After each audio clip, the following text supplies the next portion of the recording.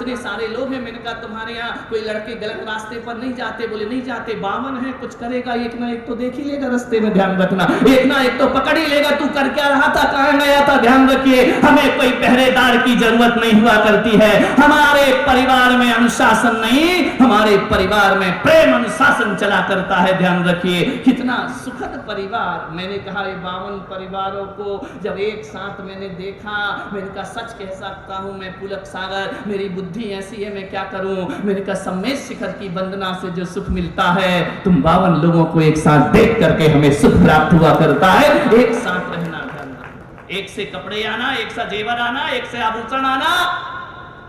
जिस दुकान में पहुंच जाना वो दुकानदार कहता है आज दुकान खोलना सार्थक हो गया, 52 आइटम जाएंगे। ध्यान प्रेम से रहना। कैसे रहते होंगे बोलो?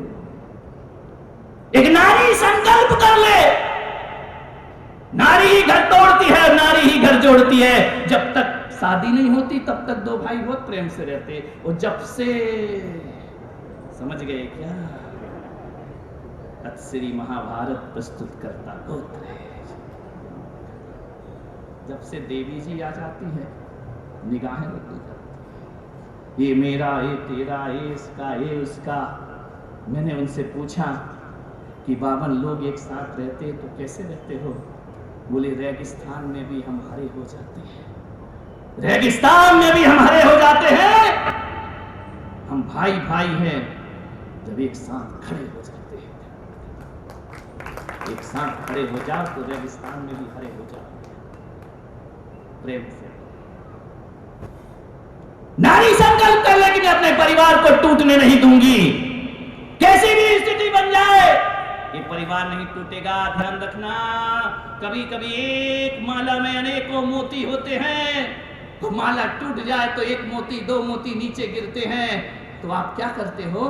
आप झुक करके मोती उठाते हो या नहीं उठाते हो? माला को जोड़ के रखना है तो झुक के मोती उठा लेना, और परिवार को जोड़ के रखना है तो झुक कर जीने की कला सीख लेना। तुम्हारा परिवार कभी भी बिखरने वाला, अरे झुकने में क्या फर्क पड़ता है? कौन से तुम छोटे हो जाते हो?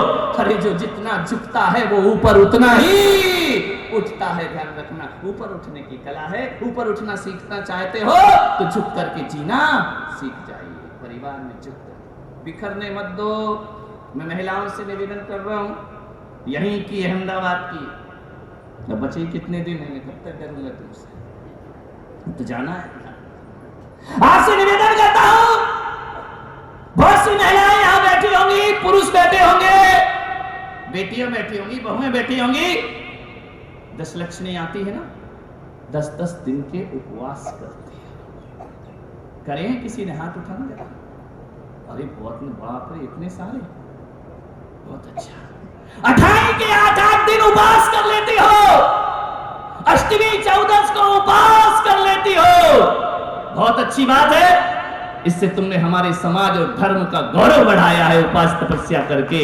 लेकिन मैं पुलक सागर आपसे कहता हूं, मैं बहुओं से निवेदन करना चाहता हूं, बेटियों से निवेदन करना चाहता हूं, सासुओं से निवेदन करना चाहता हूं। कई ऐसी भी माताएं होंगी जो एक महीने के 16 कारण भी उपवास किया करती हैं। ध्यान रखना, हमारी समाज की बहु बेटियां और जितनी उपवास साधना जैन समाज की बहु बेटियां करती हैं, शायद दुनिया में कोई इतनी तपस्या ना करता होगा। लेकिन मैं आपसे बरसी तप करती हैं हमारी महिलाएं, एक साल निराहार रहा करती हैं। ध्यान रखिए, मैं आपके लिए बहुत बहुत आशीर्वाद प्रदान करता हूं, लेकिन मैं इतना कहना चाहता हूं कि बरसी तप करो, 10 लक्षण करो, पर्युषण पर्व करो, 28 करो।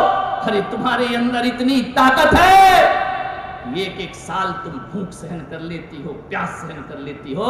मैं पुलक सागर ज्ञान गंगा महोत्सव में कहता हूं कि जब आप एक साल 10-10 दिन 8-8 दिन भूख सहन कर लेती हो, तो एक बात आज मेरी मान लेना, हरे बरसों भूख सहन करने वाली माताओं बहनों, हरे घर में किसी की 2 बात भी सहन कर लिया करो। तुम्हारे जीवन में पर्युषण अपने आप, भूख सहन हो जाती है, प्यास सहन हो जाती है, लेकिन घर में किसी की 2 बात सहन, मैं तो कहता हूं भले तुमसे उपवास करते ना बने, तपस्या करते ना बने, भूख सहन हो या ना हो, 2 बात सहन कर लो, तुम्हारे घर जैसा पर्यूषण दुनिया में किसी के घर में कभी आ नहीं सकता है। ध्यान रखिए, 2 बात ही तो सहन करना है। किसी ने कुछ कह दिया, सुन लो, सहन कर लो, कोई बात नहीं है, छोटी सी बात नहीं, सहन करने को तैयार नहीं। ऐसा लगता है कि घर की लड़ाई में 2 देवरानी जिठानी जीत गई तो जैसे कराची पे जाके तिरंगा फहरा दिया हो, इतना बड़ा तुमने काम कर दिया हो, इतना बड़ा तुमने देश की सीमाओं को बढ़ा दिया हो। आपसे निवेदन है, पति पत्नी के झगड़े में कोई भी जीते कोई दमदार बात नहीं हुआ करती है। देवरानी जिठानी में कोई भी जीत जाए, कोई द्रौपदी मुर्मू तुम्हें भारत रत्न का अवार्ड देने वाली नहीं है। जीत भी गए तो क्या फर्क पड़ता, और हार भी गए तो इन छोटी जीतों से, छोटी हारों से जीवन महान नहीं हुआ करता है मेरे भाई। तुम ऐसा सुनाए, हमने 1 की 4 सुनाई, क्या बात, 1 की 4 सुनाई, द्रौपदी मुर्मू आई भारत रत्न का अवार्ड देकर। चल, छोटी छोटी बातों में इनसे क्या होता है जिंदगी में। इतना ही लड़ने का शौक है ना, तो जाओ सीमा पे लड़ो, और जाओ सरहदों में जो हमारे जवान खड़े हुए हैं, जाओ घर में मत लड़ो। घर की लड़ाई मत जीतो, जीतना है तो दुश्मन देशों को जीत करके बताओ, हम समझेंगे कि तुमने क्षत्रियों का काम, या घर की लड़ाई में जीत गए तो कौन सा बड़ा काम कर लिया। 2 दोस्त आपस में लड़के जीत गए तो कौन सा अरे लड़ाई ऐसी लड़ो, दुनिया याद रखे, तुमको ध्यान रखना, ऐसी लड़ो कि खूब लड़ी मर्दानी वो तो। झांसी वाली क्यों भाई, अहमदाबाद की क्यों, कब तक झांसी वाली को लड़वाते रहोगे। मान्य महावीर तो कहते हैं, लड़ना है तो परिवार में नहीं, लड़ना है तो अपने कर्मों से लड़ने की तैयारी शुरू करो। ध्यान रखिए, जो दूसरों से लड़ता है वो वीर होता है, और जो अपने आप से लड़ता है वो महावीर होता है। लड़ने की आदत है तो आओ लड़ो, हम तुमको देते हैं लड़ने का हथियार। कर्मों से लड़ो तो महावीर बनकर के दुनिया से विदा हो जाओ। मत लड़ो, मत झगड़ा करो, छोटी सी जिंदगी। रावण की मृत्यु का समय आया, अंतिम समय था, रावण सो रहा था, नैन मुंद रहे थे, मौत की काली घटाएं छा रही थी, रावण एक एक सांस गिन रहा है।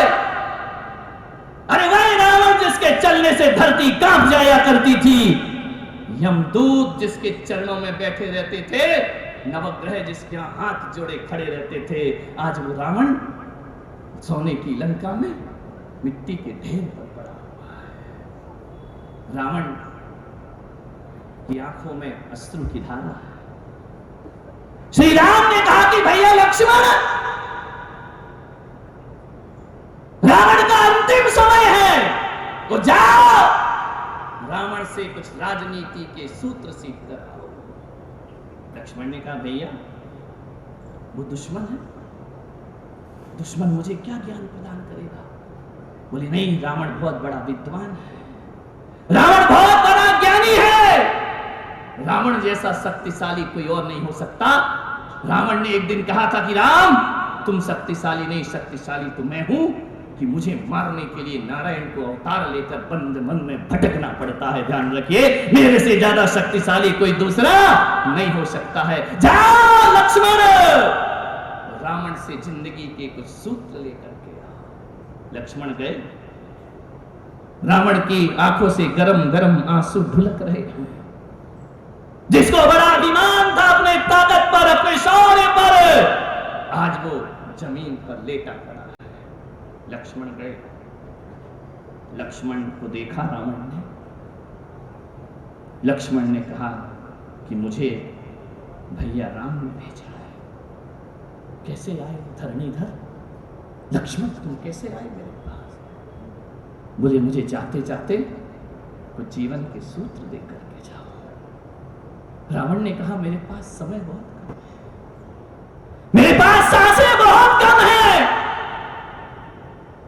और तुम मेरे सामने कैसे आए शत्रु के सामने? बोले मेरे भैया राम ने कहा है कि जब शत्रु हथियार लेकर खड़ा रहता है तब दुश्मन रहता है, और जब शत्रु निढाल हो जाए तो राम उसे अपना मित्र बना लिया करते हैं, अपना दोस्त बना लिया करते हैं। राम ने तुम्हें नहीं मारा है रावण, राम राम ने यदि मारा है तुम्हारे दुष्चरित्र को मारा है। ध्यान रखिए, राम की रावण से क्या दुश्मनी थी?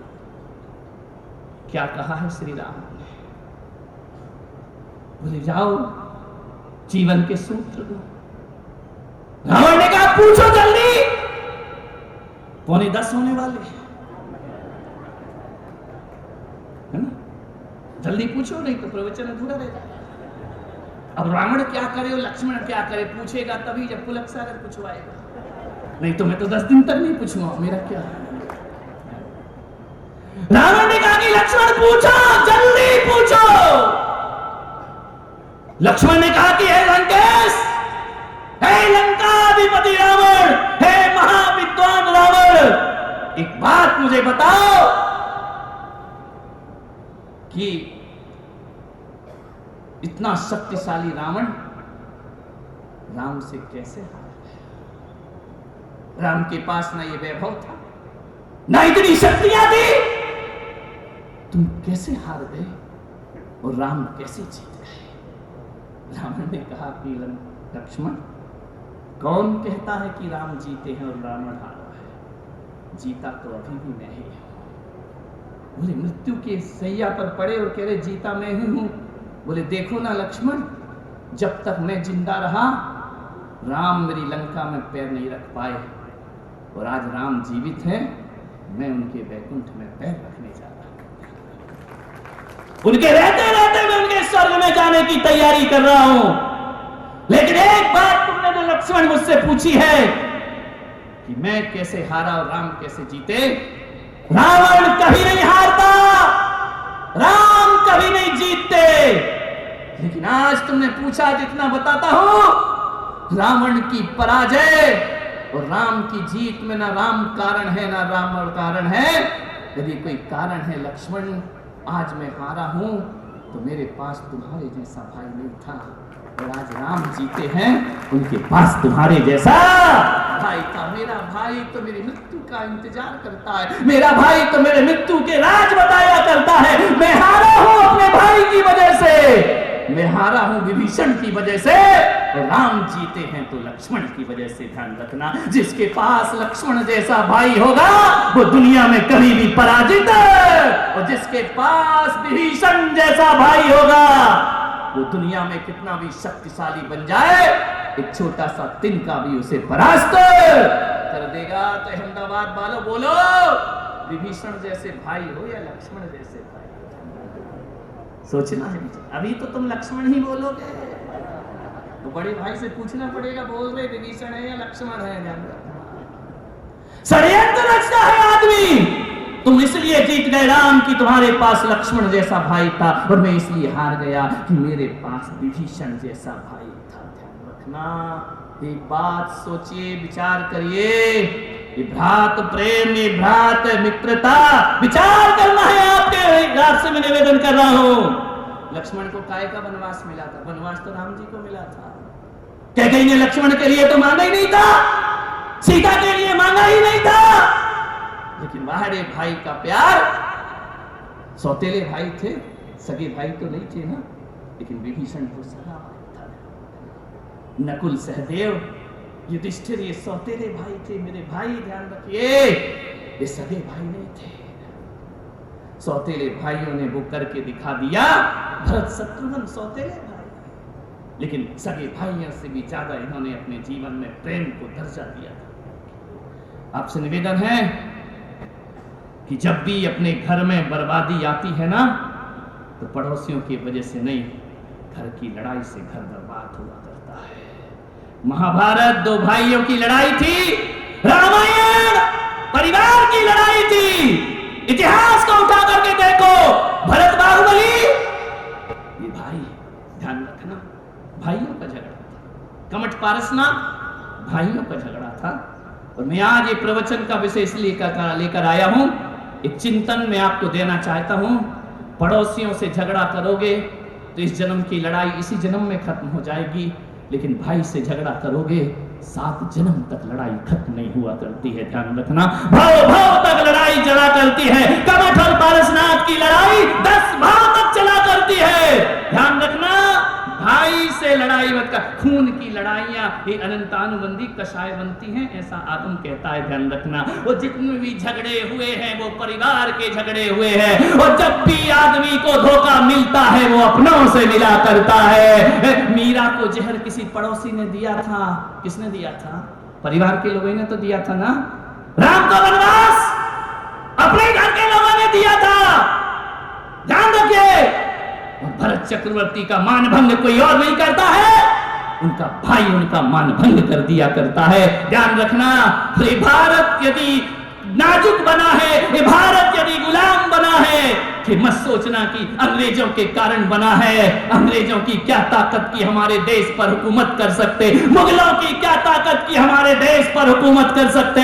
भारत यदि बरसों गुलाम रहा है तो दुश्मनों की वजह से नहीं, अपने गद्दारों की वजह से भारत गुलाम रहा है, ध्यान रखना। रानी लक्ष्मीबाई को कोई अंग्रेज नहीं मार पाते, लेकिन अपने लोग जब गद्दारी करते हैं, वो जब घोड़ा बदल देते हैं, खतरा तो अपनों से होता है। महात्मा गांधी को किसी अंग्रेज ने नहीं मारा, कोई मारता है तो अपने देश का हिंदुस्तानी उन्हें माना करता है। इंदिरा गांधी को अपने ही सुरक्षा कर्मी मार दिया करते हैं। मैं आपसे निवेदन करता हूं, खतरा दूसरों से नहीं, खतरा अपनों से हुआ करता है। और आपसे बेहिचक कहता हूं कि जितना सम्मान जैन मुनियों का हिंदू समाज करती है, शायद जैन समाज इतना सम्मान नहीं कर पाती है। उनकी तपस्या, अपने ही दुश्मन बनते हैं, अपने ही लोग अपना घात करते हैं। तो मैं आपसे निवेदन कर रहा हूं, दूसरों से मत डरो, डरो तो अपनों से डरने का प्रयास करें। दिल के छाले झुलसते हैं सीने के दाग से, घर को आग लगती है घर के चिराग से। पड़ोसी हमारा घर जलाने नहीं आते, अपने ही लोग अपना घर जलाते हैं।